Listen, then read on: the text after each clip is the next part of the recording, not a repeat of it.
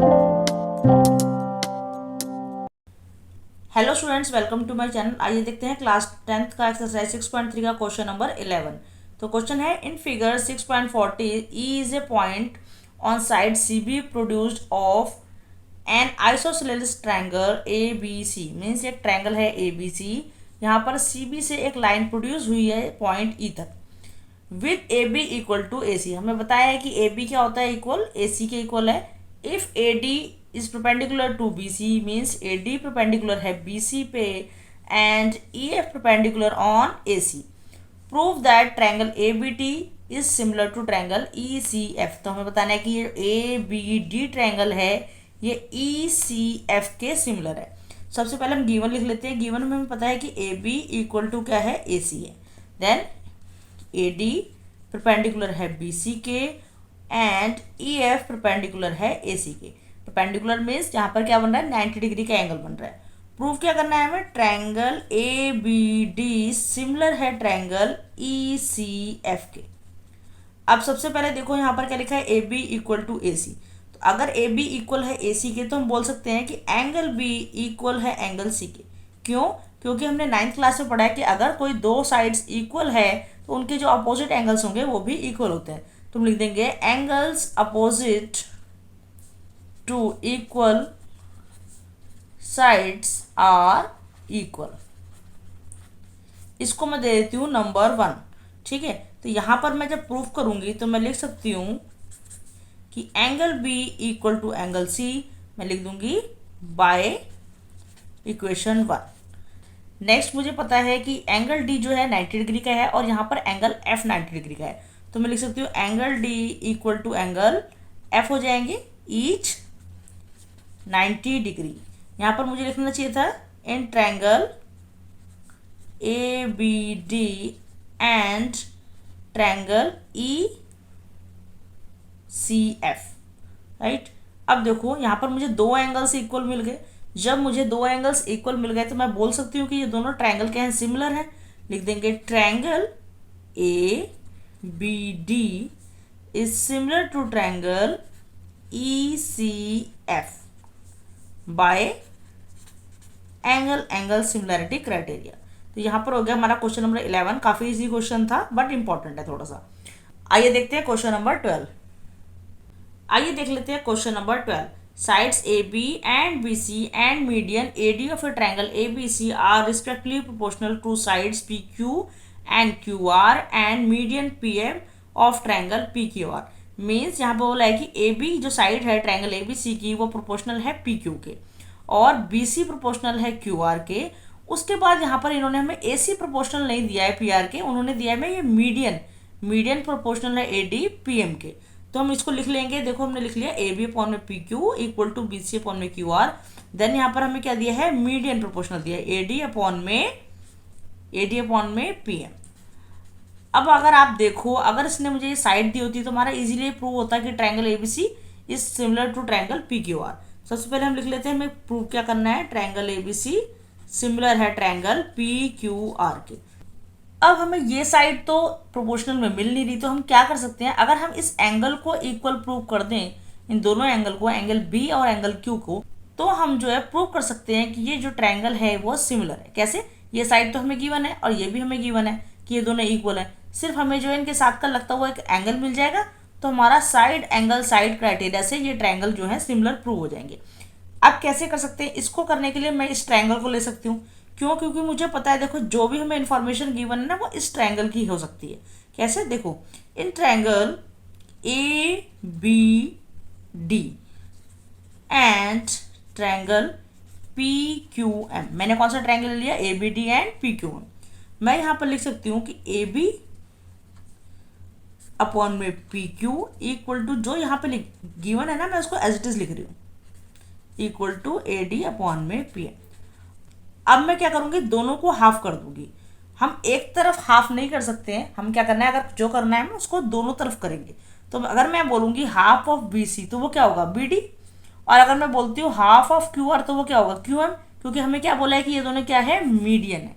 तो हम इसकी जगह लिखेंगे ए बी अपॉन में पी क्यू इक्वल टू, अब बी सी की जगह क्या आ जाएगा, बी डी अपॉन में Q M equal to A D upon में पी एम। यहाँ से हमें क्या मिला कि ये जो ट्रायंगल है हमने इसके सिमिलर प्रूव कर दिया। तो मैं बोल सकती हूँ कि triangle A B D is similar to triangle P Q M. कौन सा क्राइटेरिया से? बाय साइड साइड साइड से। अब मैं क्या बोल सकती हूँ कि एंगल बी इक्वल हो गया एंगल क्यू के। क्यों हो गया? By C P S T, corresponding parts of congruent triangle.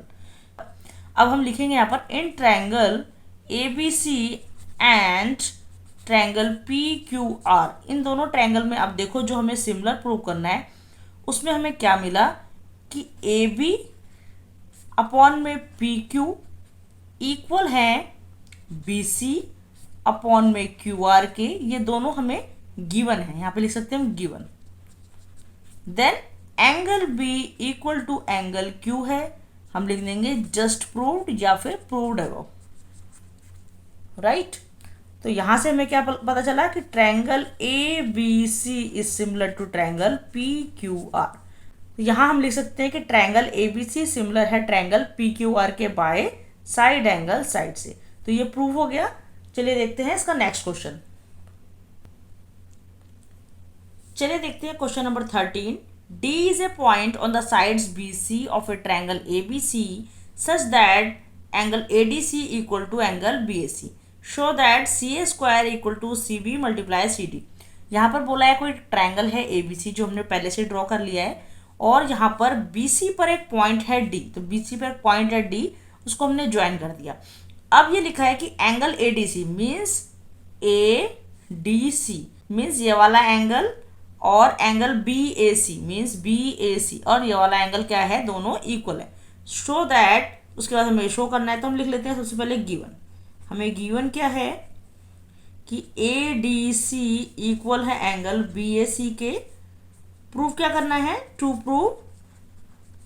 Prove करना है हमें सी ए का स्क्वायर इक्वल टू होगा C B multiply C D. ये हमें प्रूव करना है। चलिए इसको प्रूव कर लेते हैं। किस तरीके से करेंगे? देखो, मैं एक ट्रायंगल लूंगी इस ए बी सी को और दूसरा ट्रायंगल लूंगी मैं ए डी सी को। क्यों लूंगी? क्योंकि मुझे क्या चाहिए? सी ए दोनों में चाहिए। तो हम लिख लेते हैं in triangle A B C and triangle A D C. अब यहाँ पर देखो ए बी सी और ए डी सी ट्रायंगल को हम क्या करेंगे? पहले सिमिलर प्रूव करेंगे। सिमिलर क्यों प्रूव करेंगे? ताकि हमें इसके जो कॉरस्पॉन्डिंग साइड्स का रेशियो है वो इक्वल मिल जाए। तो हमें यहाँ पर पता है, क्वेश्चन में हमें बोला है कि एंगल डी एंगल ए के इक्वल है, तो लिख सकते हैं कि angle A equal to angle D given. Next हम क्या बोल सकते हैं? देखो, ए बी सी में भी सी आ रहा है और ए डी सी में भी सी आ रहा है, तो मैं लिख सकती हूँ angle C equal to angle C क्या हो जाएगा यहाँ पर? कॉमन। तो इस तरीके से मैंने क्या कर दिया? ए बी सी ट्रायंगल को ए डी सी के सिमिलर प्रूव कर दिया। अब यहाँ पर हमने इनको सिमिलर तो प्रूव कर दिया, बट अब लिखते हुए हमें इसको ध्यान रखना है कि जो हम लिखें उससे हमें करेक्ट इन्फॉर्मेशन निकलनी चाहिए। कैसे? देखो, मैं लिख देती हूँ triangle A B C is similar to. अब मैं इस तरह जब लिखूंगी तो मुझे पता है मैंने एंगल ए को एंगल डी के इक्वल किया, तो मैं सबसे पहले क्या लिखूंगी? डी लिखूंगी। देन यहाँ पर सी देखो सबसे लास्ट में आ रहा है, तो मैंने यहाँ पे क्या लिख दिया? सी आ रही है। अब यहाँ पर बीच में क्या बच गया? यहाँ पर बी है और मैंने क्या ट्रायंगल लिया था? ए डी सी मीन्स मेरा क्या बच गया यहाँ पर? डी ए सी। तो ये मैंने लिख दिया। अब मैं क्या करूंगी? इसमें से मैं कॉरस्पॉन्डिंग साइड्स निकालूंगी जिनका रेशियो क्या होगा? इक्वल होगा। तो मैं लिख सकती हूँ कि ए बी अपॉन में डी ए इक्वल होगा सी बी अपॉन में सी ए के, देन ए सी अपॉन में डी सी के। ये मैंने लिख लिया। अब आप देखो, मैंने यहाँ पर इसके कॉरस्पॉन्डिंग साइड्स का रेशियो इक्वल कैसे किया है कि ए बी अपॉन में D A, then C B upon में सी ए, यहाँ पर ए आएगा सी ए। उसके बाद मैंने क्या लिया है? ए सी अपॉन में डी सी। तो इस तरीके से हमने इसके कॉरस्पॉन्डिंग साइड्स लिख लिए। अब हमें क्या निकालना है? हमें तो निकालना है कि C A square equal to C B multiply C D. तो अगर मैं इसको ना देखूं, अगर मैं इस तरफ की लाइन को ना देखूं, सिर्फ इनको देखूं, तो मेरे पास क्या आता है? देखो, मेरे पास है सी बी अपॉन में C A equal to A C upon में डी सी। ओके, अगर मैं इस सी ए को भी इस तरफ भेज दूं तो क्या हो जाएगा मेरे पास? यहाँ पर आ जाता है मेरे पास C B into C D equal to C A multiply C A. C A लिखें, ए सी लिखें, एक ही बात है। तो ये प्रूव हो गया कि C B into C D equal to क्या हो जाएगा, सी ए स्क्वायर हो जाएगा। क्या हमें यही प्रूव करना था, ये देखो C A square equal to C B multiply C D और C B multiply C D equal to C A square. तो यहाँ पर हो जाता है हमारा क्वेश्चन नंबर 13। काफ़ी इंपॉर्टेंट था और बहुत ही ईजीली सॉल्व हो गया। आगे का क्वेश्चन करेंगे हम नेक्स्ट वीडियो में। Thanks for watching.